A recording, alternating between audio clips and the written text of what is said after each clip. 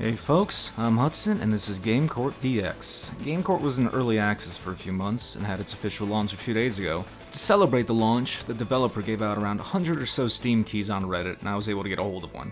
Despite getting the game for free, and hell, the game only costs around $4 anyway, I really cannot recommend this game for reasons that I'll explain to you shortly.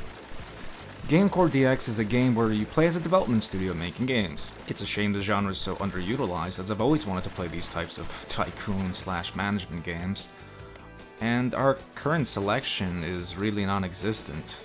There's that awful Game Story or Game Studio 1.5 game, I can't remember what its name is, but it's absolute rubbish. Then there's Game Dev Tycoon, which was rubbish when it first came out, but after several months of updates and patches, they fixed all the issue, and now it's really fun, and that is a game that I can wholeheartedly recommend. Now we have Corp DX, and there's no reason to play this game, as it's just a very diluted, simplified, and shallow version of Game Dev Tycoon. This game offers no challenge, and it's impossible to fuck up. Here's how to win. Build workstations, hire staff in said workstations, then build training computers.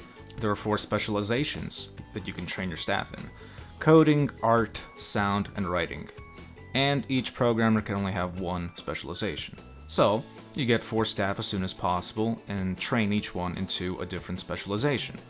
Then keep making micro-sized games that only requires 2 staff and obviously use the staff members efficiently. For example, simulation games, shooters, and strategy games have a huge emphasis on coding, so use your coding specialist for those. Adventure games and RPGs have a huge emphasis on writing, so use those guys to work on said games. As time passes, different genres become more popular, so just follow the trend.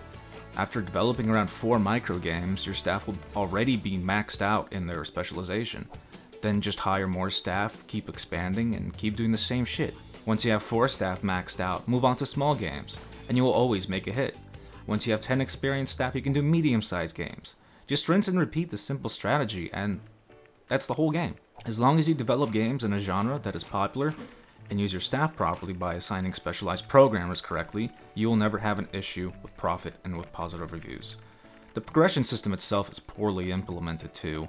On the top left of the screen you have a set of challenges. Not only are these challenges extremely easy to do, but you're also rewarded with money each time you complete one, making the game easier than it already is. The other aspect of progression is moving from town to town, and there's 4 of them. Each time you move on to another town, you unlock a couple of extra furniture pieces to purchase, as well as the ability to slightly increase the size of your studio physically.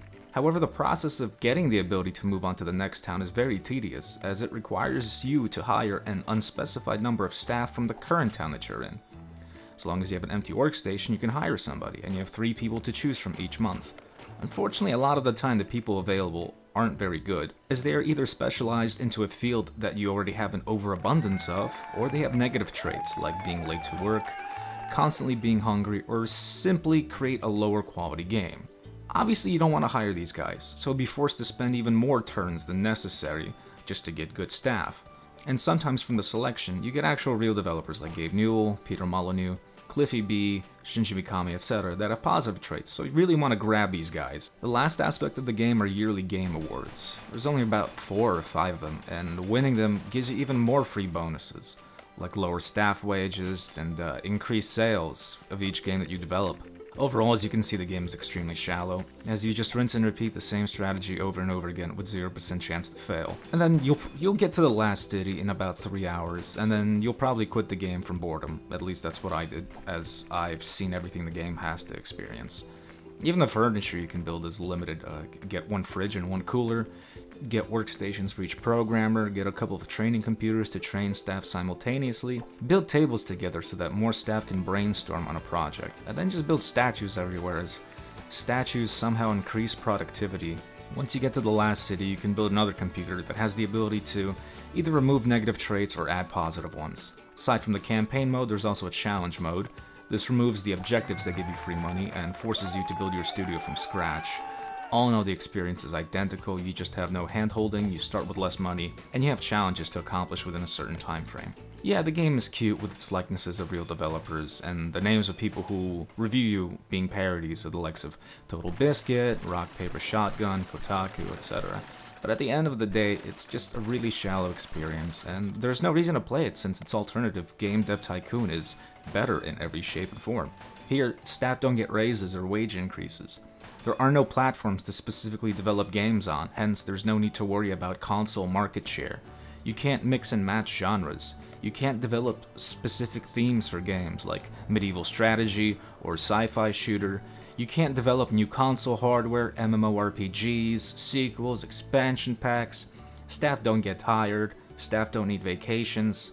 Staff max out in their specializations way too quickly and way too easily. Hell, developing microgames give them a bonus in experience. GameCorp DX has Steam Workshop support, but so far all I see are new characters, not additional gameplay content or any balance changes from modders. There really is no reason to pick it up. Game Dev Tycoon is only $10. Not only that, but that game goes on sale regularly for $5.